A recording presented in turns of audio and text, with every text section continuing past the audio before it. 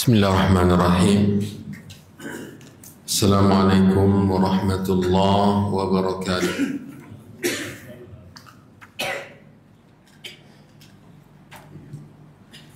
Alhamdulillahi rabbil alamin.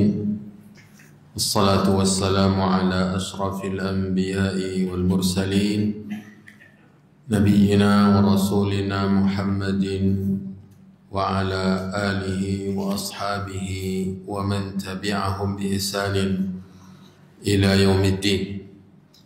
Amma ba'du, ma'asyiral muslimin wal muslimat, para jemaah yang semoga senantiasa dirahmati dan dimuliakan oleh Allah. Pada kesempatan yang berbahagia ini kita lanjutkan dengan memohon bimbingan, taufik dan petunjuk dari Allah. Pelajaran kita membaca kitab Ad-Da'u wad-Dawa karangan Ibnu Qayyim rahimahullahu ta'ala. Setelah Ibnu Qayyim memaparkan kepada kita terkait dengan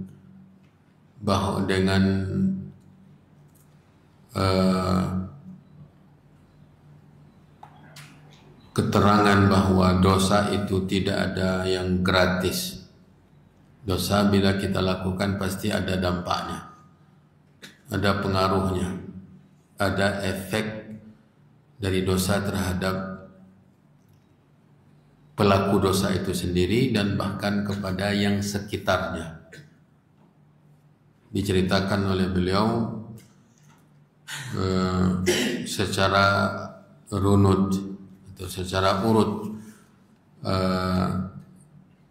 awal dari dosa-dosa yang terjadi di alam ini, di dunia ini, dari mulai dosa Nabi Adam alaihi salam, kemudian iblis, kemudian kaum Nabi Nuh, kaum Ad, kaum Thamud, kaum Nabi Lut, kaum Shu'aib, Fir'aun, Qarun. Ya, lalu di halaman 101 di cetakan kita ini, itu kesimpulan yang luar biasa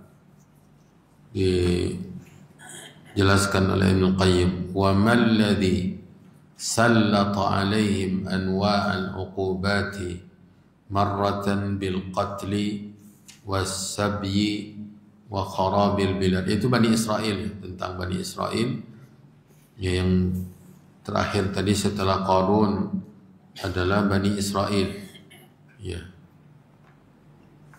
tentang Bani Israel. Kata beliau, apa yang telah ditimpakan kepada mereka Bani Israel dari berbagai hukuman, mulai dari pembunuhan secara besar-besaran terhadap mereka, kemudian juga penawanan secara besar-besaran kepada mereka Bani Israel, kemudian kerusakan di muka bumi, di negeri mereka, kemudian terkadang dengan penyebab kezaliman penguasa, bijawur al-muluk. Kadang juga Allah timpakan hukuman kepada Bani Israel dengan mengutuk mereka menjadi kera dan babi, ya, wa marratan bimaskhihim kiradatan wa khanazir Apa yang menyebabkan itu semua? Kata Ibnu Qayyim. Wa akhiru dzalika aqsama ar-Rabb tabaraka wa ta'ala, dan akhir dari bencana, hukuman, petaka yang ditimpakan oleh Allah kepada mereka Bani Israel, la yab'atsanna 'alaihim ila yaumil qiyamah man yasumuhum su'al 'adzab. Akan Allah kirim sepanjang masa, finisnya hari kiamat, kepada mereka orang-orang yang akan menyiksa mereka dengan siksaan yang pedih. Jadi jangan khawatir kita sekarang ini. Perbuatan mereka akan memunculkan perbuatan yang mereka lakukan. Itu nanti yang akan menjadi kunci dari turunnya siksaan Allah kepada mereka. Dan ini ancaman pasti sampai hari kiamat, baik di tangan kaum muslimin maupun di tangan yang lain-lain, bahkan dari musuh-musuh Islam sendiri, dari yang memusuhi Islam dan dimusuhi oleh Islam, walaupun mungkin mengatasnamakan Islam, ya, walau dengan mengatasnamakan Islam, walaupun Islam dengan mereka berlepas diri, sebagaimana berlepas dirinya serigala dari darah Nabi Yusuf. Dihancurkan Bani Israel oleh pihak yang lain. Allah yang mengancam itu. Terkadang ujungnya nanti di tangan kaum muslimin. Kata Nabi SAW menjanjikan, la taqumus sa'ah hatta yuqatilal muslimuna al-yahud. Tidak akan tegak kiamat sampai kaum muslimin memerangi Yahudi. Itu kehancuran di akhir masa nanti. Kaum muslimin di tangan kaum muslimin mereka hancur. Dan itu pasti. Setiap muslim harus yakin ini akan terjadi. Kaum muslimin, tentu kaum muslimin yang berkualitas, kaum muslimin yang memegang agamanya, mereka lah yang akan diberi oleh Allah kekuatan. Hatta yuqatilal muslimun al-yahud, dan bahkan semua dikerahkan oleh Allah untuk membantu kaum muslimin. Pohon, batu menjadi pemihak pasukan kaum muslimin. Hatta yaqulal hajaru wasyajar ya muslim ta'al wara'i yahudiyyun faqtulhu. Kata batu yang bersembunyi di belakangnya Yahudi ketakutan, kata pohon yang bersembunyi di belakangnya Yahudi ketakutan, mereka berbicara dan memanggil pasukan kaum muslimin, ke sini, di belakang saya ada Yahudi, bunuh. Ini yang diancam oleh Allah. La yab'atsanna 'alaihim ila yaumil qiyamati man yasumuhum su'al adzab. Sekarang ini untuk kembali ke Islam itu yang harus kita tegakkan, kita marakkan. Sebagian orang agamanya asal-asalan kemudian berkoar-koar memerangi Israel. Apalagi yang tadi saya katakan, Islam berlepas diri dari mereka seperti berlepas dirinya serigala dari darah Nabi Yusuf. Dia tertuduh, serigala tertuduh, sama sekali dia tidak ada hubungannya Nabi Yusuf. Darah yang dipakaian itu darah kambing, ya, disembelih oleh saudara-saudaranya, kemudian diklaim bahwa dia dimangsa oleh serigala. Seperti itulah Islam dengan mereka. Bisa jadi berpengaruh kepada Bani Israel, kepada Yahudinya, tapi itu tidak ada hubungannya dengan Islam. Jangan tergoda, jangan kita terpedaya, karena yang akan ditimpakan oleh Allah kepada Bani Israel ini bukan hanya dari kaum muslimin, dari musuh-musuh Allah yang lain, ya, sebagaimana di zaman dahulu, ya.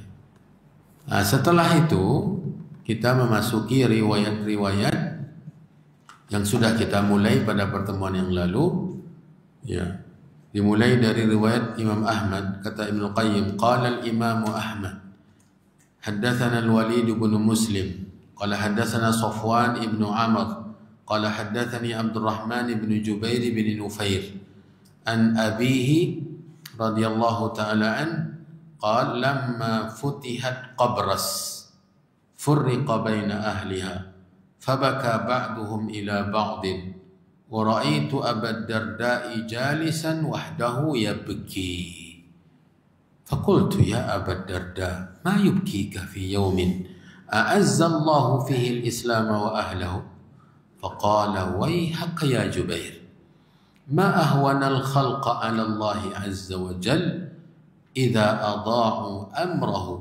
بينما هي أمة قاهرة ظاهرة لهم الملك تركوا أمر الله fasaru ila ma tara. Ketika Qabras, satu kota besar, ya, kemarin di mana? Yunani?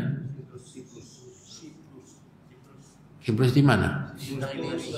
Ya, jadi benar berarti saya katakan Yunani. Ya, salah satu negara yang memusuhi Islam ketika itu, kemudian ditaklukkan. Padahal dia negara besar, kekuatan yang luar biasa, punya kekuasaan yang besar, ditaklukkan. Di situ ada Abu Darda, ada Jubair bin Nufair radhiyallahu taala anhuma. Kemudian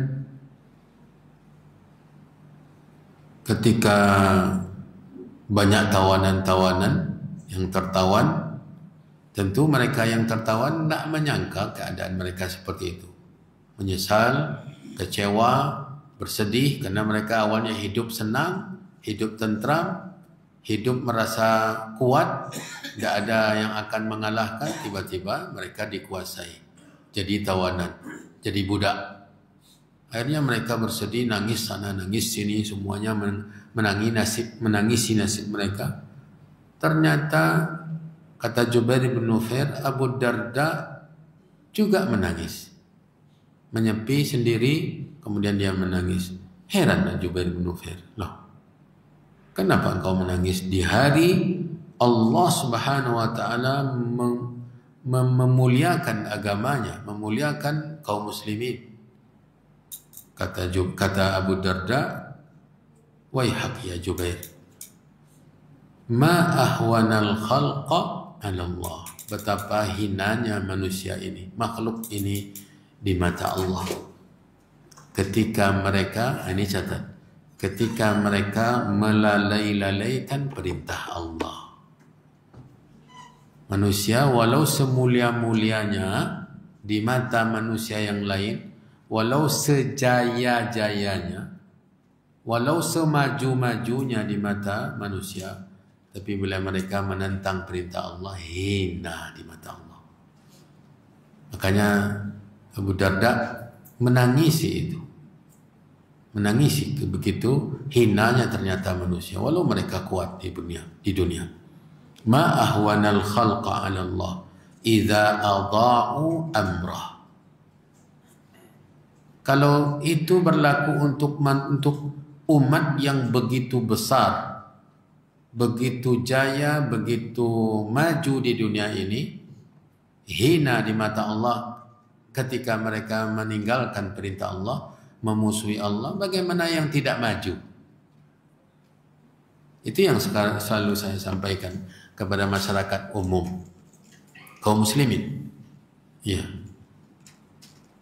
Karena yang menentang atau yang tidak mau menjalankan agama Allah ini dari yang kaya sampai yang miskin, yang sudah susah hidupnya di dunia ini, yang sudah pontang-panting, banting tulang, kemana kesana kemari, pergi pagi pulang malam, bukan pulang petang, pergi subuh pulang malam untuk mengais rezeki, tidak peduli dengan perintah Allah. Ya, bayangkan bagaimana hinanya. Sudahlah di dunia luar biasa cobaan, nanti di akhirat atau di mata Allah tidak ada apa-apa. Jangankan mereka, yang mulia saja di dunia, dengan kekuasaannya, dengan kerajaannya, dengan kekayaannya, dengan kedudukannya, hina andai mereka tidak patuh kepada Allah. Apalagi yang sudah hina di mata manusia di dunia. Sebaliknya, orang yang walau hina di mata manusia, tapi mereka mematuhi Allah, menaati perintah Allah, bertauhid kepada Allah, berkeyakinan dan berakidah yang benar, mulia di mata Allah walau hina di mata manusia. Mau kemuliaan di mata Allah atau kemuliaan di mata manusia? Tentu kita menginginkan kemuliaan di mata Allah, karena manusia ini makhluk. Ya, manusia ini tidak ada apa-apanya, juga hina. Manusia hina di mata Allah. Ya, ketika tidak mematuhi Allah Subhanahu wa Ta'ala. Inilah yang membuat Abu Darda menangis, melihat betapa manusia ini tidak ada apa-apanya. Lalu dia bercerita tentang penduduk Qabras tadi. Ya. Mereka awalnya adalah umat yang berkuasa, umat yang besar, ya, umat yang memiliki kekuasaan yang luas. Taraku amrallah, mereka meninggalkan, mencampakkan perintah Allah. Fasaru ila ma tara. Coba lihat keadaan mereka. Hina. Tidak bisa berbuat apa-apa di depan kekuatan kaum muslimin, orang-orang yang beriman. Ini betapa besarnya dampak pembangkangan terhadap agama Allah. Besar. Kalau umat yang besar itu jadi begitu hancur, tidak ada sedikit pun kekuatannya, ya, bagaimana dengan yang tidak? Yang tidak besar, tidak kaya, tidak punya kekuasaan. Lihatlah sejarah manusia. Apa kurangnya kaum Ad? Memiliki kemajuan yang luar biasa. Kaum Tsamud, Fir'aun, saking dia merasa sudah sampai pada puncak kejayaannya, dia mampu mengaku Tuhan. Ini bukan sembarangan. Untuk sampai bisa mampu mengaku Tuhan itu tentu dia sudah punya semua. Sudah merasa tidak akan ada yang menghalanginya untuk berbuat apa yang ia suka. Apa yang dia suka? Antara banyak kekayaan luar biasa. Mesir maju oleh kekuasaannya, dia yang mengatur. Sampai kemajuan teknologi dengan mengandalkan Haman sebagai arsitek, ilmuwan terkenal, hartawannya Qarun. Apa kekurangannya lagi? Dari sisi pertanian benar-benar subur Mesir oleh pengaturan Firaun. Dia merasa tidak ada lagi yang dia capai. Dia sudah merasa di puncak kejayaannya. Hina ketika ia tidak mau patuh kepada Allah. Padahal sudah sekian banyak Allah letakkan di hadapannya tanda-tanda kemahabesarannya. Bagaimana mudahnya Allah menghancurkan semua. Dengan hanya meletakkan di tempat di mana di sana Allah menyelamatkan Bani Israel yang mereka hinakan. Mereka hinakan Bani Israel. Di situ Bani Israel selamat sampai seberang. Di tempat itu pula Allah habiskan mereka tanpa tersisa. Kecil makhluk ini di depan kemahabesaran Allah Jalla fi'ula. Para jemaah yang dirahmati dan dimuliakan oleh Allah, ini pelajaran bagi kita. Kalau untuk suatu umat yang besar tidak ada apa-apanya di hadapan kemahamuliaan dan kemahakuasaan Allah, bagaimana kita satu persatu? Ya.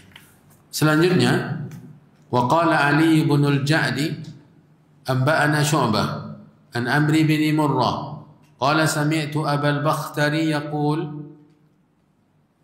أخبرني من سمع النبي صلى الله عليه وسلم يقول لن يهلك الناس حتى يعذروا من أنفسهم. Ini akhir pelajaran kita yang lalu. Benar. Ya. Kata Nabi dari hadis Al-Bakhturi, dia mendapatkan dari orang yang mendengar Nabi SAW, yaitu para sahabat, ya, bahwa Nabi bersabda, tidak akan dibinasakan atau tidak akan binasa manusia sampai mereka sudah kehabisan uzur untuk tidak disiksa. Hatta yu'dziru min anfusihim. Tidak ada lagi uzur untuk tidak disiksa. Jadi mereka sudah punya semua alasan kenapa dihukum oleh Allah. Kalau masih ada uzur, jangan diharap Allah akan menyiksa, tidak akan binasa. Kalau sudah tidak ada alasan lagi, habis alasan untuk selamat dari hukuman Allah, maka tidak akan mungkin selamat. Makanya Allah mengatakan, wa umli lahum inna kaidi matin.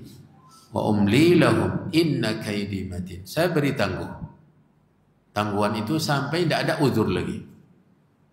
Ya, sampai tidak ada uzur lagi. Sesungguhnya strategiku adalah kokoh. Allah kalau sudah sampai keputusan untuk menghukum, tidak ada yang bisa menghalangi. Kata Nabi SAW, Inna allaha yumhil wala yuhmil. Allah SWT memberi tangguhan dan tidak melalaikan. Idza akhadha lam yuflit. Andai Allah sudah putuskan untuk menimpakan hukuman, tidak akan ada yang tersisa. Nah, mau lari kemana? Karena semua ini, bumi ini milik Allah. Mau bersembunyi di mana? Semua yang ada di muka bumi ini punya Allah. Dia tinggal kerahkan. Kalau orang-orang tadi berada di dalam benteng yang kokoh, benteng itu makhluk Allah. Tinggal Allah perintahkan roboh semuanya. Kalau lari ke puncak gunung dari hukuman karena takut tsunami, Allah tinggal firmankan ke gunung longsornya. Atau lari dari longsor pergi ke tempat yang aman. Muka bumi ini, makhluk semua yang ada di muka bumi ini tentara Allah. Idza akhadha lam yuflit. Mau lari kemana dari hukuman Allah? Kita ini tinggal, dicipta, ditempatkan sementara oleh Allah di muka bumi ini. Dia yang menyiapkan untuk kita. Lalu berlagak-lagak berkuasa. Berkuasa. Punya semua. Betul-betul pembangkang manusia. Kata Allah SWT. Inna aksaru syai'in jadala.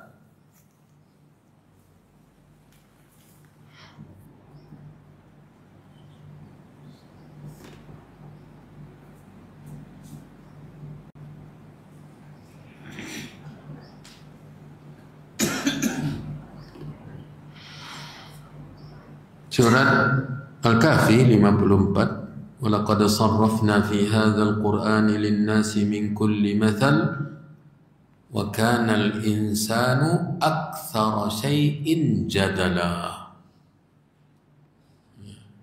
Kita baca terjemahannya. Dan sesungguhnya kami telah menjelaskan berulang-ulang kepada manusia dalam Al-Quran ini dengan bermacam-macam perumpamaan. Tetapi manusia adalah memang yang paling banyak membantah. Itu bukan kata saya. Allah SWT yang mencipta manusia itu yang mengabarkan. Manusia pembangkang. Sementara makhluk Allah yang lain patuh. Langit patuh, bumi patuh. Ya, tadi kita belajar surah Al-Insyiqaq.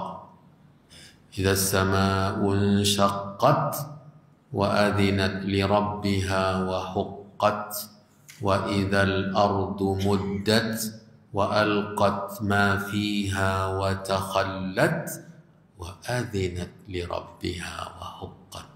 Perhatikan ayat wa adhinat li rabbiha. Tengok terjemahannya.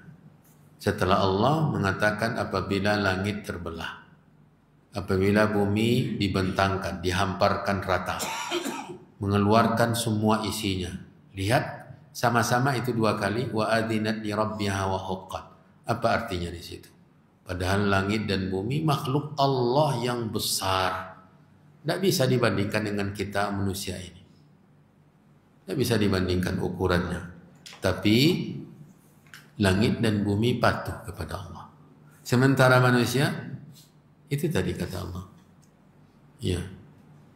Wa kana al-insanu aktsara syai'in jadala. Innahu kana zaluman jahula. Inna aradna al-amanata 'ala as-samawati wal-ardi wal-jibal fa abayna an yahmilnaha wa ashfaqna minha wa hamalaha al-insan innahu kana zaluman jahula. Kata Allah sang pencipta.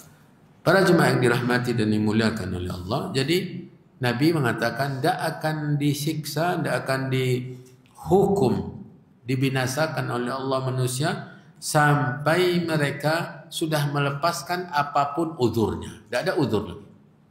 Kalau masih ada uzur, maka tidak akan mungkin dihabisi oleh Allah. Allah Maha Adil, Allah Maha Pengasih. Makanya selalu diberi peringatan. Fir'aun itu manusia yang paling pembangkang, paling kafir, itu sudah berkali-kali Allah berikan peringatan, pelajaran, nasihat. Ya, melalui Nabi Musa, melalui pelajaran-pelajaran mukjizat Nabi Musa. Tidak juga mengambil pelajaran. Makanya ketika dia terakhir baru mau beriman, tidak peduli Allah Subhanahu wa taala dengan pengakuannya. Dia mengatakan sebelum meninggal, amantu bi annahu la ilaha illa alladhi amanat bihi banu Israel. Baru dia menyatakan persaksiannya, mengucapkan la ilaha illallah. Tapi tidak ada gunanya. Allah katakan kepadanya, al-ana, kini baru. Padahal sebelumnya sudah sekian banyak peringatan, tanda-tanda, bukti-bukti dan yang lain-lainnya. Tapi tidak percaya, tidak mau. Inilah manusia. Ini manusia.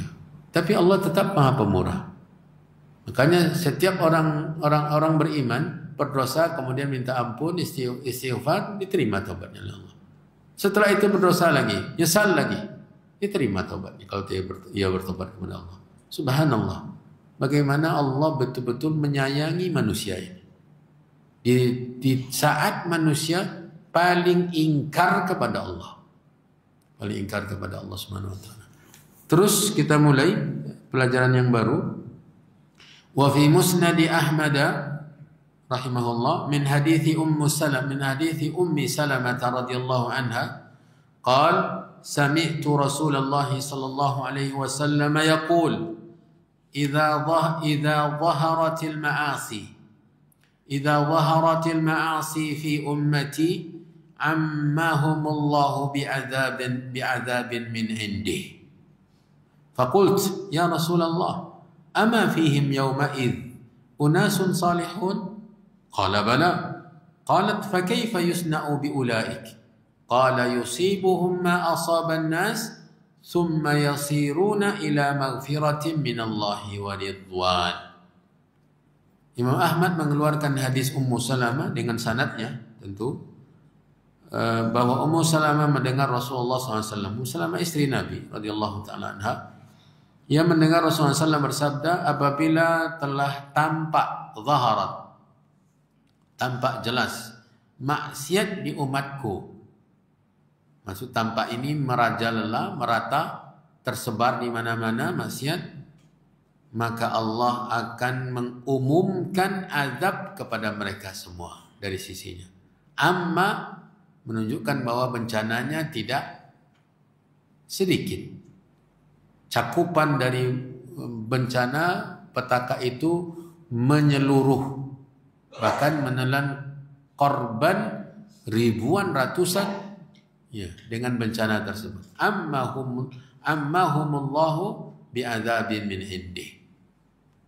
Walaupun tidak akan semuanya dihabiskan oleh Allah, pasti akan disisakan oleh Allah karena ini janji Allah Subhanahu wa taala kepada nabinya. Berbeda dengan umat yang lalu, habis semua. Hukum rata. Dari awal sampai akhir mereka dimusnahkan oleh Allah. Sehingga tidak ada lagi yang tersisa. Kaum Nabi Nuh, kaum Ad, kaum Thamud, Fir'aun, kaum Nabi Shu'aib, kaum Nabi Lut, habis. Tidak ada yang tersisa. Sementara umat Nabi Muhammad tidak. Itu yang diminta oleh Nabi. Dan dikabulkan oleh Allah. Yang dimaksud dengan mengumumkan azab itu dengan dampak yang besar, menelan korban yang banyak. Ya. Ammahumullahu bi'adzab min indi. Ummu Salamah bertanya kepada Rasulullah, ya Rasulullah, apakah di antara mereka yang ditimpakan azab yang merata tersebut tidak ada orang-orang yang saleh? Ama fihim yauma'id unasun salihun. Tidak ada orang yang saleh, semuanya bejat. Kata Ummu Salamah bertanya. Qala bala. Kata Nabi, ada. Ada. Lalu bagaimana orang yang soleh ini termasuk juga yang menjadi korban? Kaifa yusna'u bi ulaik? Nanti apa yang diperbuat kepada mereka? Mereka termasuk yang jadi korban oleh bencana, oleh hukuman tersebut.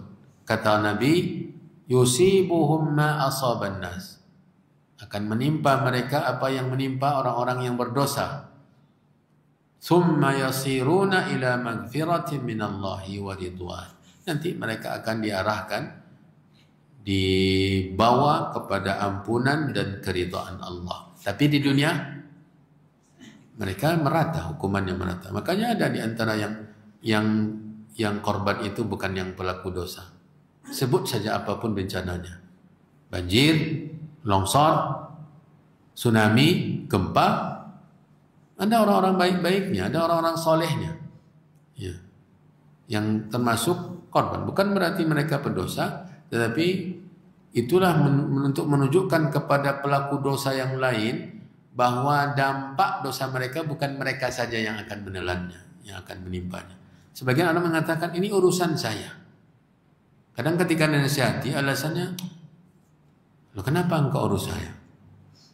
Kenapa engkau ngurus saya? Urus masing-masing. Sampaikan ke dia, dosamu ini bukan kamu saja yang akan mendapatkan akibatnya. Semua Nabi yang mengatakan demikian.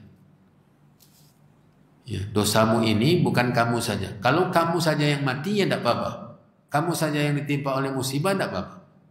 Tapi sunnatullah, ya, bisa jadi akan berpengaruh kepada binatang-binatang, rumah-rumah, infrastruktur, jembatan, bangunan, masjid malah oleh dosamu itu. Bukan kamu saja yang akan mendapat bencananya. Ya. Orang tua-tua, bayi-bayi yang bersih dari dosa juga mendapatkan dampaknya. Kalau kamu berbuat dosa, berkumpul kalian semua di negeri silahkan. Tapi kalau kalian masih berada di dalam negeri ini, di kampung ini, bukan kalian saja, ya, yang akan mendapatkan dampaknya. Nabi yang mengatakan demikian. Ya, kalian saja yang beralasan urus masing-masing. Dosa saya yang memikul. Itu ucapanmu saja. Tapi cobalah lihat bencana-bencana yang menimpa. Ya. Tsunami yang terjadi di negeri kita ini dahulu. Itu siapa yang menjadi korbannya? Padahal pelaku dosanya tidak seberapa. Ya. Sekian banyak orang tua-tua, bayi-bayi, harta, kekayaan, habis semuanya. Makanya untuk menghentikan turunnya bencana, tegaknya amar ma'ruf nahi munkar, tegaknya dakwah, ya, tegak dakwah. Nah, ini akan menghentikan turunnya hukuman dari Allah Subhanahu wa taala. Tegaknya amar ma'ruf nahi munkar, nasihat menasihati. Kemudian berikutnya wa fi marasil Al-Hasan Al-Basri, Al-Hasan bin Abi Al-Hasan Al-Basri. Di dalam hadis mursal, Hasan Basri ini banyak memursalkan hadis, dan mursal Hasan harus diteliti oleh para penuntut ilmu. Karena para ulama memberikan kaidah bahwa mursal Hasan ini tetap lemah. Ya. Hadis mursal itu salah satu jenis dari jenis hadis-hadis lemah. Apa itu hadis mursal? Hadis mursal itu hadis ketika seorang tabi'in menyampaikan hadis dari Nabi tanpa menyebut perantara. Antara dia dengan Nabi tidak disebut. Itu mursal. Tidak disebutkannya gurunya atau sahabatnya. Dia langsung sampai ke Nabi SAW bersabda, kata tabi'in. Padahal dia tidak mungkin berjumpa dengan Nabi. Ya, itu hadis mursal namanya. Yang dikirim oleh tabi'in kepada Nabi SAW tanpa menyebut perantara. Andai dipastikan bahwa perantaranya cuma sahabat, itu hadisnya sahih, diterima. Karena sahabat bila tidak diketahui pun tetap sahabat, adil. Tetapi karena ada kemungkinan sebelum sahabat ini ada tabi'in yang lain yang menjadi guru yang mengirsalkan hadis ini, ada kemungkinan ada tabi'in yang lain. Ini yang membuat dia lemah. Karena tabi'in harus diketahui siapa. Baru diteliti bagaimana riwayatnya, bagaimana hafalannya, bagaimana sehingga bisa diterima. Kalau masih tidak diketahui, maka lemah hadisnya. Itu sebabnya hadis mursal itu lemah.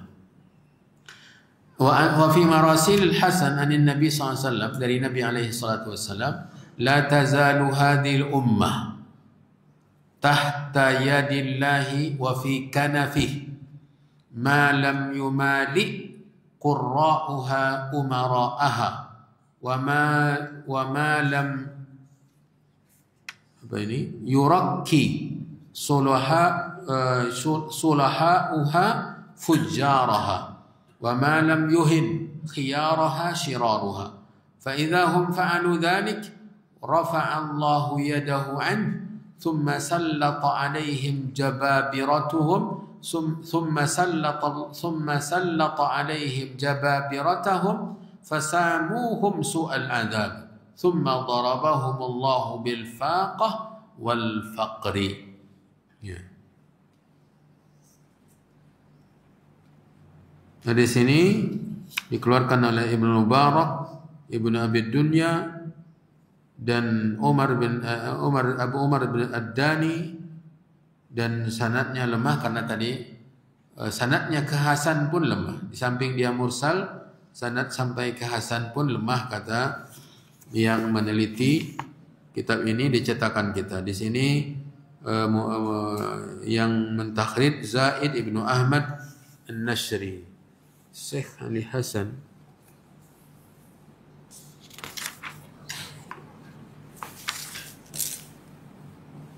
Rahimahullah.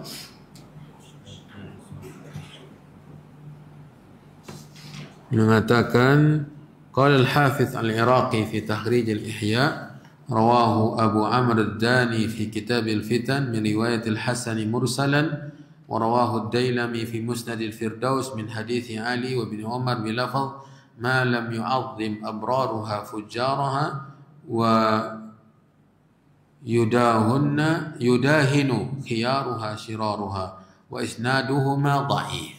Syekh Ali Hasan dicetakan ini Al-Halabi rahimahullah juga melemahkan hadis ini. Kita lihat terjemahannya.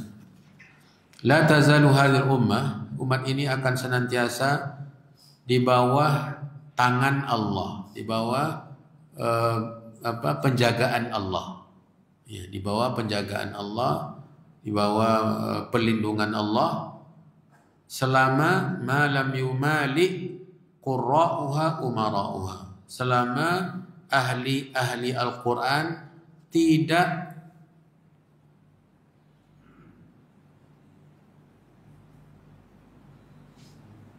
apa terjemahannya di situ? Ada terjemahan kitab? Hah? Tidak mengikuti nasib para penguasa. Tidak mengikuti, malah berdesak-desakan, berebut-rebutan. Ya, malah ayumali. Kalau yang saya pahami, artinya tidak berpacu untuk mencapai kekuasaan. Ya, menyaingi para penguasa. Ya, yumali ukur. Ada terjemahan yang lain? Hah? Menjadi kaki tangan. Bisa jadi. Jadi kaki tangan kan dia ingin jadi penguasa juga. Artinya punya ada kepentingan di penguasa sehingga mereka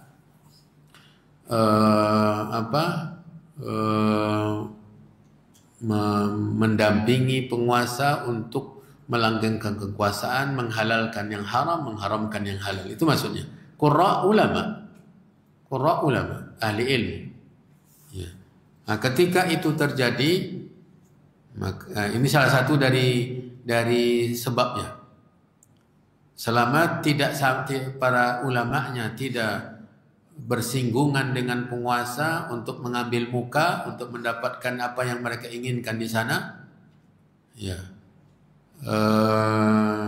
Kemudian wa ma lam yuzakki sulahauha fujjaraha, selama orang-orang saleh tidak merekomendasi orang-orang fajir. Sudah fajir kemudian dianggap baik oleh orang saleh dengan tujuan kepentingan duniawi. Ya, fulan itu luar biasa baik agamanya, padahal sudah jelas-jelas fajir. Yang ngambil muka untuk mendapatkan sampah dunia. Padahal mereka yang melakukan orang saleh, yang merekom tadi, yang mentazkiyah tadi. Kemudian wa ma lam yuhin khiyaraha shiraruha, selama orang buruk tidak merendahkan orang-orang yang baik.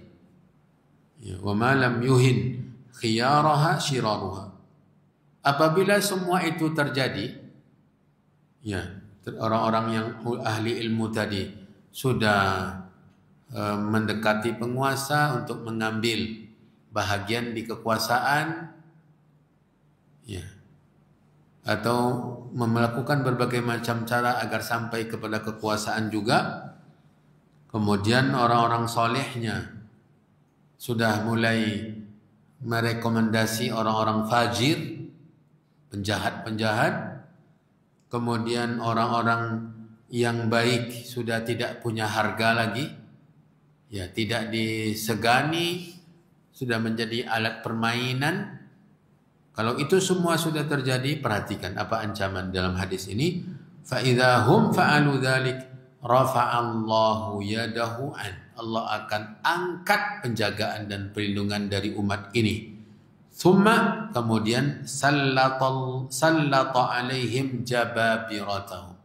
Allah akan kuasakan para penguasa-penguasa yang lalim. Ya. Orang-orang yang zalim, penguasa-penguasa yang zalim untuk menghancurkan umat ini. Fasamuhum su'al azab. Mereka akan menyiksa dengan hukuman dan siksaan yang pedih. Setelah itu, thumma darabahumullahu bil faqah. Allah timpakan kepada mereka kemiskinan, ya, kekurangan. Faqah wal faqr sama artinya, kefakiran, kemiskinan dan kefakiran. Bertubi-tubi hukuman. Ketika tiga hal tadi sudah tidak lagi diawasi. Orang-orang saleh, ulama-ulama, orang-orang baik sudah tidak pada posisinya, sudah tidak di habitatnya, sudah ingin merebut yang lain, sudah mulai berpindah kepada pengejar-pengejar dunia. Maka itu penyebab turunnya bencana. Meskipun hadis ini tadi setelah kita jelaskan, yang pertama dia mursal, kemudian sanad kepada Hasan yang memursalkan hadis ini juga lemah dan dilemahkan oleh para ulama. Walaupun maknanya didukung oleh riwayat-riwayat yang lain, oleh Al-Quran juga. Orang kalau sudah berbuat maksiat, sudah berdurhaka, tidak mungkin dibiarkan begitu saja. Realita di dunia ini dalam sejarah perjalanan manusia juga membuktikan. Kalau sudah tersebar dosa dan maksiat, diturunkan bencana oleh Allah. Ya. Hadis berikutnya, wa fil musnad min hadithi Thauban radhiyallahu anhu qala Rasulullah sallam, innar rajula la yuhramur rizqa bidzambi yusibuhu. Ini hadis sahih. Ya. Ini hadis sahih. Dikeluarkan oleh Imam Ahmad di Musnad, dikeluarkan juga oleh Ibnu Abi Dunya, At-Tabrani, Abu Nu'aim fil Hilyah. Kemudian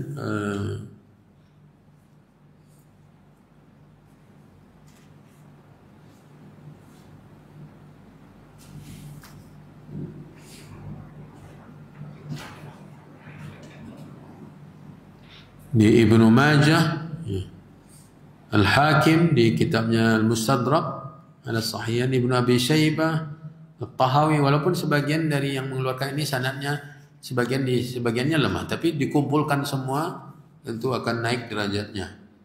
Kata Nabi SAW dalam hadis Thauban ini, Thauban Maula Rasulullah SAW, innar rajula, sesungguhnya seseorang, baik laki-laki maupun perempuan, la yuhramu ar-rizqa, benar-benar akan diharamkan memperoleh rezeki. Diharamkan memperoleh rezeki disebabkan dosa yang ia lakukan. Ini bahan introspeksi kita.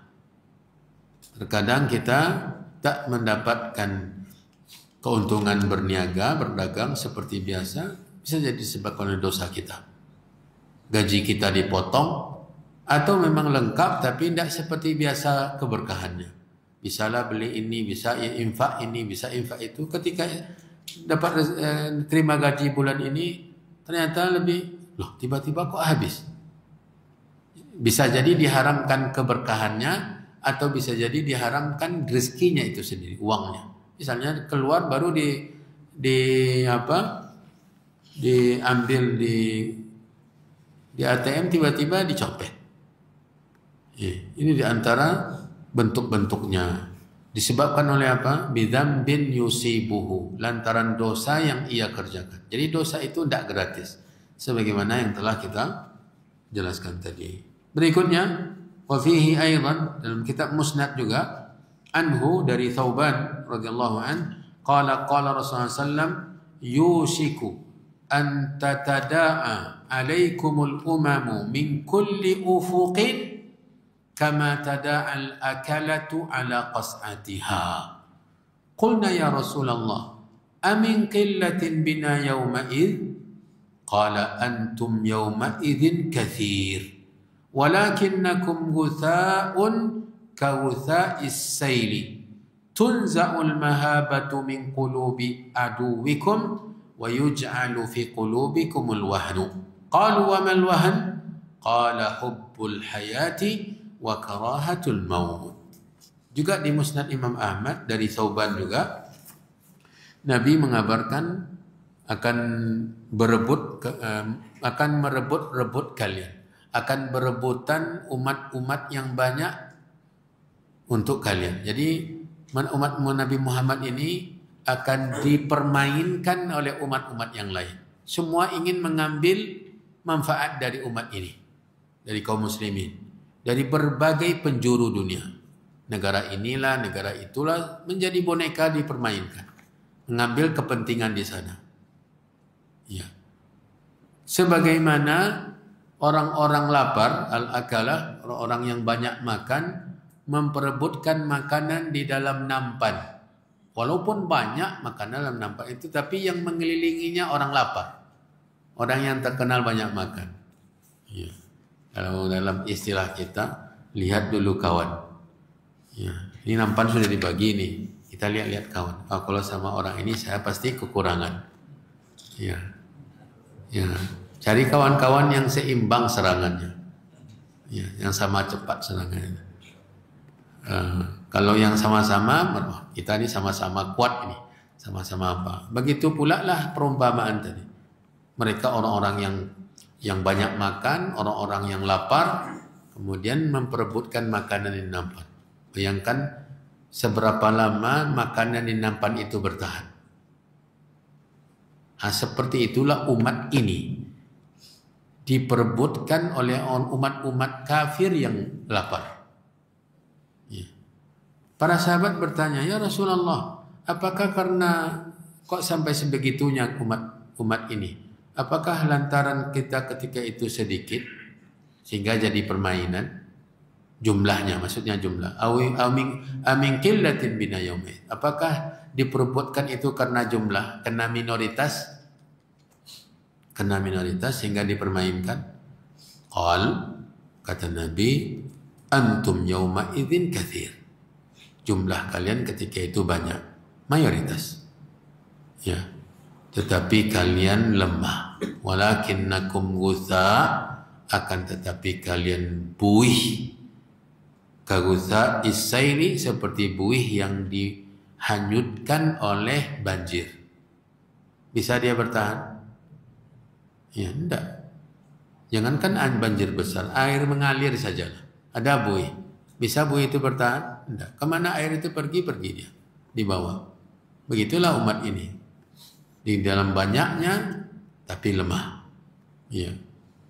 Tunza'u, ini diantara faktor lemahnya. ini di antara dampak lemahnya, tunza'ul mahabatu min qulubi aduwikum.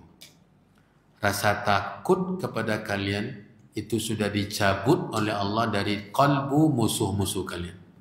Kalau masih ada kekuatan agama, keyakinan, akidah, maka umat yang lain pasti takut. Mereka khawatir. Makanya mereka sangat khawatir dengan dakwah yang hak. Makanya mereka melakukan berbagai macam propaganda untuk mengadu atau membenturkan kaum muslimin dengan kaum muslimin. Bila mereka tahu ini dakwah yang hak, maka mereka akan memberikan hujatan-hujatan, gelar-gelar, sehingga dimusuhi oleh kaum muslimin yang lain. Mereka angkat tangan. Ya. Mereka hanya membuat skenario saja. Muncullah istilah ini, sehingga ahlul haq diperangi oleh kaum muslimin sendiri. Karena mereka khawatir. Ini kalau sempat berkembang, hancur kita. Ya, tidak mungkin bisa dikalahkan, tidak mungkin bisa dipermainkan. Kalau itu tidak ada, maka mereka tidak khawatir. Makanya mereka tidak ambil peduli dengan kelompok-kelompok sesat dalam agama ini. Bahkan mereka juga mendukung, bahkan mereka viralkan di negeri mereka, diangkat namanya, dipuji-puji. Kelompok yang tidak memberi ancaman apa-apa, karena tidak ada kekuatan. Tidak ada kekuatan, karena mereka juga berbuat syirik kok. Mereka juga tidak percaya dengan Al-Quran. Ajaran Nabi pun mereka pedulikan. Mereka buat ajaran sendiri dalam beribadah, dalam berakidah. Apa yang mereka khawatirkan? Karena tidak ada kekuatan. Ya. Makanya subur selalu diberikan tempat media. Adapun ahlul haq selalu dipersempit, disulit. Ya, dibenturkan dengan kaum muslimin, dituduh yang ini, tuduh ini, padahal sama sekali tidak. Seperti dakwah Muhammad Abdul Wahab. Ya. Dituduh yang bukan-bukan, dituduh mengkafirkan, menyesatkan, mengharamkan selawat, mengharamkan ziarah kubur, tidak memuliakan wali-wali Allah, dan seterusnya. Dan seterusnya. Mengkafirkan yang tidak ikut bersama, yang tidak ikut menggabung dengannya. Syekh Muhammad Abdul Wahab cuma mengatakan hadza buhtanun azim. Ini kedustaan yang besar. Ya. Para jemaah yang dirahmati dan dimuliakan oleh Allah, dicabut ketakutan di hati musuh-musuh Islam, kemudian wa yuj'alu fi qulubikumul wahan. Di dalam kalbu kalian diletakkan kelemahan. Al-wahan, kelemahan. Qalu wa mal wahan? Para sahabat bertanya, apa kelemahan itu? Qal, kata Nabi, hubbul haya atau hubbud dunya, cinta dunia, cinta hidup lama di dunia, tidak mau mati. Hubbul haya, cinta kehidupan dunia, wa karahatul maut, dan tidak suka mati. Ini kunci kelemahan kaum muslimin. Karena kalau orang sudah berakidah dengan benar, bertauhid, menjalankan agama, apa yang mereka takutkan? Sebagaimana pendahulu-pendahulu kita, para sahabat Nabi, ada panggilan perang, mereka segera tanpa mempedulikan apa-apa untuk memerangi musuh-musuh Allah. Sampai setelah junub pun mereka pergi tanpa sempat mandi, seperti yang sudah kita pelajari di Sahih Bukhari. Handalah radhiyallahu taala. Ini yang ditakuti. Ya. Rasa takut di hati musuh-musuh Islam kepada ahlul haq itu yang diungkapkan oleh Herakl, penguasa Romawi. Dia katakan setelah membacakan surat Nabi kepadanya, dia mengatakan, andai Nabi yang kalian ceritakan, melalui dialog antara dia dengan Abu Sufyan, ada 12 atau 10 pertanyaan disampaikan kepada Abu Sufyan, dan jawaban semuanya benar. Dan dijelaskan kenapa saya bertanya, kenapa saya tanyakan ini, kenapa saya tanyakan ini. Semuanya ada alasannya. Kata Herakl, andai Nabi yang kalian ceritakan itu benar-benar ada, fasayabulughu mulkahu tahta qadami hadzaini. Karena kekuasaannya akan sampai ke bawah kedua telapak kaki saya ini. Luar biasa. Padahal perjalanan berbulan-bulan. Makanya Nabi mengatakan di antara kelebihan yang Allah berikan kepadanya dan tidak diberikan kepada yang sebelumnya adalah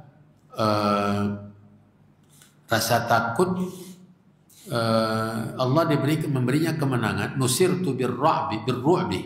Saya diberi kemenangan oleh Allah dengan menanamkan rasa takut ke musuh-musuhnya walau jaraknya masih sebulan. Masirata syahrin.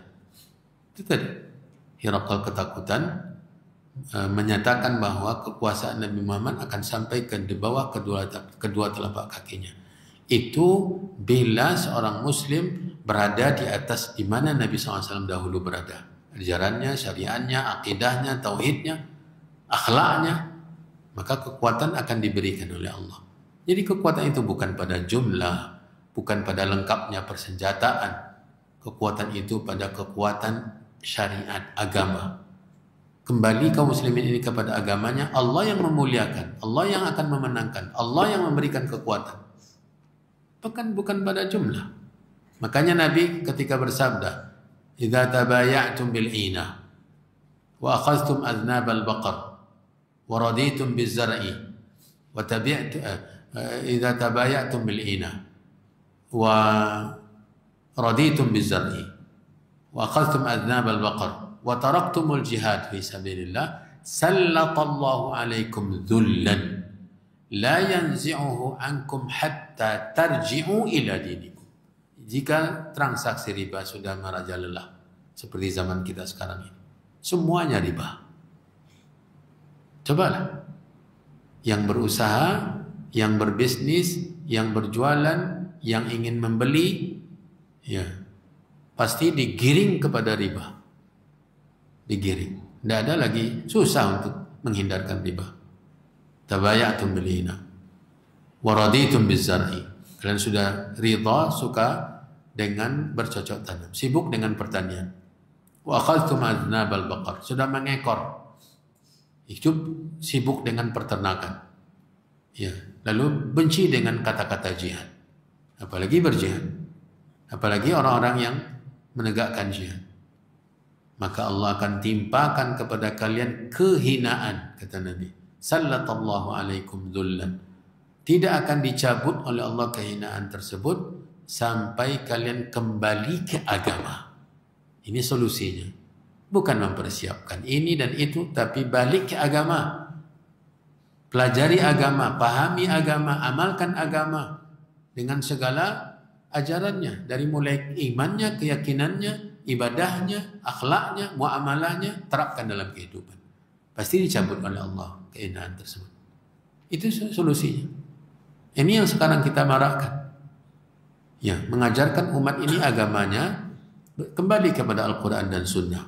Memahami Al-Quran dan Sunnah sesuai dengan pemahaman orang-orang yang sudah dimuliakan oleh Allah. Bahkan mereka sudah ada dijamin masuk surga. Sudah ketakutan musuh-musuh Allah kepada mereka. Kepada Umar bin Khattab takut. Jangankan manusia, syaitan saja takut kepada Umar bin Khattab. Takut. Kenapa? Karena berpegang kepada agama. Bukan karena Umar bin Khattab itu besar, walaupun badannya juga besar, tapi kan masih ada yang sama besar badannya dengan dia. Bahkan ada yang lebih kuat, lebih besar badannya dari dia. Tapi karena agama, karena tentang akidah, iman, takwa, akhlak. Ya. Para jemaah yang dirahmati dan dimuliakan oleh Allah, jadi yang menyebabkan kelemahan itu cinta dunia dan tidak suka mati, benci kepada kematian. Jadi hidupnya bagaimana? Dunia hidup dengan nyaman, umur panjang, sehat terus. Ya, itu yang diinginkan oleh seorang muslim. Tidak memikirkan bagaimana bersusah-susahnya hidup untuk dapat surga. Nabi SAW mengatakan, ad-dunya sijnul mu'min. Dunia ini umpama penjara bagi orang yang beriman. Dia tidak bisa bebas. Dia harus sesuai dengan aturan Allah. Harus berjalan di atas tuntunan, dikekang oleh perintah dan larangan. Tidak bisa bebas. Nanti baru bebas di surga. Ya, di surga. Selanjutnya, wa fi Jami' at-Tirmidzi min hadits Bukan. Wa fil musnad. Ya, hadis berikutnya wa fil musnad min hadithi Anas radhiyallahu anhu qala Rasulullah sallallahu lamma urija bi marartu biqaumin lahum adfarun min nuhas yakhmishuna wujuhahum wa sudurahum faqultu man haula'i ya Jibril qala haula'i alladhina ya'kuluna luhuman nas wa yaqa'una fi a'radihim. Ini semuanya sebab dosa. Ya. Hadis Anas di Musnad Imam Ahmad, Nabi bercerita tentang perjalanan Mi'raj. Ketika saya dimi'rajkan, dinaikkan ke langit, saya lewat di suatu kaum manusia. Mereka memiliki kuku-kuku yang panjang yang bahannya adalah tembaga, min nuhas. Dengan kuku panjang yang bahannya tembaga tadi, mereka mencakar-cakar wajah dan dada mereka. Ya, bayangkan apa yang terjadi. Jangankan kuku yang terbuat dari kuku yang sekarang ini saja. Ya, kalau sudah panjang, cobalah kena badan kita sakit. Jangankan yang sudah kuat, bayi sajalah. Kenapa bayi itu disarungkan sarung tangan? Hah? Yang punya anak nih. Biasanya bayi-bayi itu kan dibuat sarung tangannya. Karena kalau sudah panjang kukunya dia garuk, ya tergores wajahnya. Padahal kukunya masih lunak. Mundu nu'umati azfarik.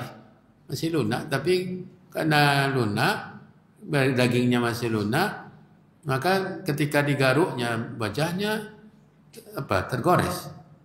Ya, kadang luka juga. Untuk menghindari itu orang tuanya masangkan sarung tangan di antara fungsi sarung tangan. Kadang untuk agar hangat badannya. Nah, sekarang cobalah yang panjang kukunya. Ya, nah, coba di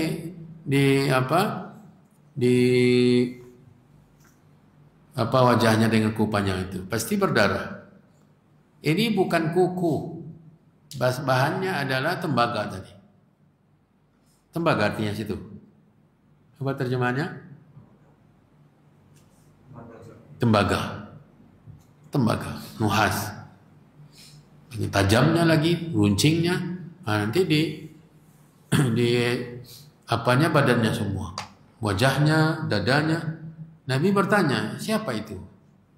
Ya, kepada Jibril. Kata Jibril, mereka adalah orang-orang yang memakan daging-daging manusia. Dan mereka menyinggung kehormatan manusia, merendahkan. Artinya ghibah. Orang-orang yang ghibah, ya'kulu luhuman nas, artinya yang ghibah. Karena ghibah itu apa? Makan bangkai. Ayuhibbu ahadukum an ya'kula lahma akhihi maitan. Ya. Wala yaghtab ba'dukum ba'dha. Ini dosa ghibah, dzikruka akhaka bima yakra. Kemudian merendahkan manusia. Wa yaqa'u fi aradih, meremehkan, merendahkan manusia. Ini ancaman yang luar biasa dari dosa. Itu dosa ghibah baru tuh, dosa merendahkan. Itu diperlihatkan oleh Allah kepada Nabi SAW. Sebagian para ulama mengatakan ini sebelum neraka. Sebelum neraka. Ya, di alam barzah. Atau sebelum dimasukkan mereka-mereka ke dalam neraka, nanti akan disiksa dengan cara demikian. Terakhir untuk pertemuan pagi hari ini, wa fi Jami' at-Tirmidzi min hadits Abi Hurairah radhiyallahu anhu qala Rasulullah sallallahu yakhruju fi akhir zaman qaumun yakhtiluna ad-dunya bid-din wa yalbasuna lin-nasi musukat dha'ni min al-laban alsinatuhum ahla min as-sukkar wa qulubuhum qulub adh-dhi'abi yaqulu Allah azza wa jalla abi yaghtarrun wa alayya yajtari'un fabi halaftu la ab'athanna ala ulaika minhum fitnatan tad'ul halima fihim hayaran. Hadis diriwayatkan oleh Imam Tirmidzi dari Abu Hurairah tentang dampak dosa juga. yakhruju fi akhir zaman, akan keluar di akhir zaman suatu kaum yakhtiluna dunya bid-din. Mereka mengejar dunia dengan menggunakan agama. Jadi untuk dapat dunia, agama ditunggangi. Ada enggak? Jadi yang ditunggangi agama, yang dikejar dunia. Ya. Ini berita gaib. Dan kita lihat faktanya. Sesuai dengan yang diberitakan oleh Nabi SAW. Yatlubuna dunya bi'amalil akhirah. Mencari dunia dengan amalan akhirat. Dengan amalan akhirat, ibadah, ketaatan. Ilmu agama, ibadah, infak, sedekah, wakaf, dan yang lain-lain. Ilmu yang didapatkan, berdakwah, yang tujuannya untuk mendapatkan dunia. Itu yang yakhtiluna ad-dunya bid-din. Kemudian wa yalbasuna lin-nasi musuqat dha'ni minal laban.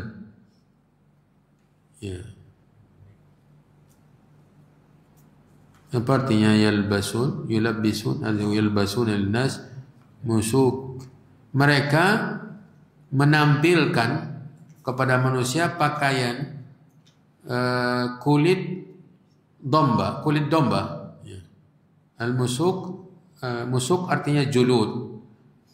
Jam'u maskun, itu kulit. Dhi'ab bukan domba, tetapi serigala. Ya. Serigala. Min apa nih? Minal lin, bukan minal laban. Minal lin. Ya. Coba dibaca terjemahannya. Mereka memakai kulit domba lantaran kelembutannya menyombongkan dirinya di hadapan manusia. Oh, di bawahnya dia. Mereka memakai pakaian, mereka memakai kulit domba untuk manusia lantaran kelembutan. Jadi menampilkan kelembutan. Ya, menampilkan kelembutan, ini perumpamaan kepada manusia. Ya, diumpamakan memakai kulit domba. Ya, orang yang tadi yang mencari dunia dengan agama, itu tampilannya di hadapan manusia diumpamakan memakai pakaian kulit domba dengan karena halus. Jadi menampilkan kehalusan. Menampilkan pencitraan di hadapan manusia. Namun kemudian sifat yang berikutnya, alsinatuhum ahla minas sukkar. Lidah mereka, kata-kata mereka lebih manis daripada gula. Ya. Ya, lebih manis daripada gula. Namun ini yang berbahaya. Ini yang membuat mereka tercela. Wa qulubuhum qulubudz dhi'abi. Sementara kalbu mereka kalbu serigala. Pakaiannya pakaian domba, hatinya hati serigala. Lidahnya, kata-katanya lebih manis dari gula. Ini perumpamaan yang sangat indah dari Nabi SAW Rasulullah alaihi salatu wassalam. Lalu Allah berfirman tentang mereka, Abi yaghtarrun, apakah denganku, kata Allah, mereka tertipu? Maksudnya mereka ingin menipu Allah. Manusia mungkin bisa tertipu, tapi tidak mungkin Allah bisa mereka tipu. Wa alayya yajtari'un, dan kepadaku mereka berani. Ya, maksudnya berani menipu Allah. Kalau manusia tadi kan pakaiannya pakaian domba, lunak, halus, tampilannya luar biasa, seakan-akan perhatian. Apalagi tokoh agama berilmu yang mengejar dunia dengan agama tadi, amalannya amalan yang baik-baik, perhatian kepada manusia, ya, jiwa sosialnya luar biasa. Nah, kemudian ini luar biasa memang, ini manusiawi. Makanya para orang Arab mengatakan, ahsin ilan nasi tasta'bid qulubahum. Berbuat baiklah kepada manusia, maka kalian akan pegang kalbu mereka. Sekarang dalam dunia perpolitikan juga demikian. Dalam urusan apapun juga, kalau kita sudah pegang hati manusia dengan berbuat baik kepada mereka, kita tampilkan yang baik-baik kepada mereka, mereka akan simpati. akan membela, mati-matian mereka membela. Mau mereka mati demi membela orang yang mereka sukai. Ya, itulah yang digambarkan Nabi SAW. Tetapi Allah bisakah tertipu dengan cara mereka? Apakah saya yang mereka tipu? Apakah mereka berani kepada saya? Wa alayya yajtari'un fabi halaftu. Kata Allah bersumpah. Maka aku bersumpah denganku. Kata Allah dalam hadis kursi ini. Fabi halaftu. Maka denganku saya bersumpah. Allah bersumpah dengan dirinya. Ya. La aba'athanna ala ulaika. Saya akan kirimkan kepada mereka yang bersifat seperti tadi. Di antara mereka fitnah, ujian. Tada'ul halima fihim hayaran. Sampai orang-orang yang bijak, yang santun pun keheranan. Kok bisa? Kok bisa? Menunjukkan bahwa mereka benar-benar dihukum sehabis-habisnya oleh Allah. Yang santun saja tidak menyangka akan terjadi seperti itu. Jangankan orang yang keras. Ya. Itu ancaman dari Allah Subhanahu wa taala untuk manusia yang seperti tadi wataknya. Dan watak orang yang seperti ini di akhir zaman banyak bermunculan. Ya. Tapi jangan kita kerjanya tuduh menuduh. Kita hanya harus tahu bahwa ada yang bermuncul seperti ini. Jangan kita hanya sekedar tuduh-tuduh. Yang harus kita perhatikan diri kita. Jangan kerjanya menilai orang. Oh, berarti si fulan itu seperti hadis yang kita pelajari itu tuh. Si fulan tokoh agama ini seperti itu tuh. Enggak, kita tidak dibebankan untuk ini. Saya sudah peringatkan bahwa jangan sampai kita terjerumus kepada yang menghukumi manusia. Nabi hanya mengabarkan bahwa akan muncul orang-orang seperti ini. Agar kita jangan terjerumus, bukan agar kita menilai orang. Beda itu. Agar kita menilai orang, ini bukan tujuan hadis ini. Nanti sebentar muncul di media sosial media kita. Si fulan adalah orang yang pakaiannya pakaian domba, kalbunya kalbu serigala. Jangan. Kita tidak ditugaskan untuk memponis manusia. Kita ditugaskan untuk memperbaiki diri kita. Jangan sampai terjerumus kepada orang yang disebarkan atau yang diberitakan oleh Rasulullah SAW ini. Inilah para jemaah yang dirahmati dan dimuliakan oleh Allah. Pelajaran kita untuk hari ini. Tentunya kita terus berdoa semoga Allah Subhanahu wa taala menyelamatkan kita, melindungi kita, menjaga kita dari berbagai macam penyimpangan-penyimpangan. Karena kalau Allah tidak melindungi, apalagi di zaman kita sekarang ini, susah kita untuk selamat. Susah. Sarana-sarana, jerat-jerat kesesatan itu dipasang di mana-mana. Di dunia nyata, di dunia maya, di sekitar kita, syaitan memasang jerat-jeratnya dengan bala tentaranya dari manusia dan dari bangsa jin. Kalau Allah tidak melindungi kita, kita berpatokan atau berpegang dengan kemampuan kita, susah. Tidak mungkin selamat. Maka terus minta pertolongan kepada Allah. Berzikir terus. Ya, makanya zikir pagi, zikir petang, zikir sebelum tidur, kita wiridkan terus agar kita selalu dilindungi oleh Allah. Ya, asbahna wa asbahal mulku lillah walhamdulillah. Kemudian a'udzu bikalimatillahi tamma min syarri ma khalaq. Bismillahilladzi la yadurru ma ismihi syai'un fil ardi wa la fis sama' wa huwas samiul alim. Ya.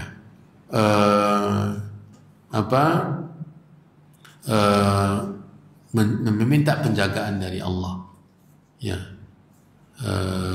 Allahumma afini fi badani. Allahumma afini fi sam'i. Allahumma afini fi basari. Minta semua agar diberi afiat oleh Allah, dijauhkan dari penyakit dengan berbagai macam jenisnya, penyakit kalbu, penyakit badan.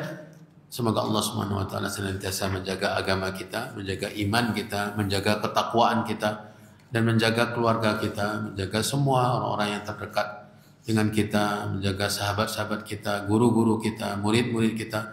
Semoga Allah Subhanahu wa taala menjaga semua kaum muslimin, ya, dari berbagai macam penyimpangan, dan semoga Allah mengembalikan kaum muslimin kepada agamanya dengan kembali yang baik. Wallahu taala waliyut taufiq. Sallallahu wasallam wa baraka wa an'am ala nabiyyina wa rasulina Muhammadin wa ala alihi wa وأصحابه ومن تبعهم بإحسان إلى يوم الدين وآخر دعوانا أن الحمد لله رب العالمين والسلام عليكم ورحمة الله وبركاته.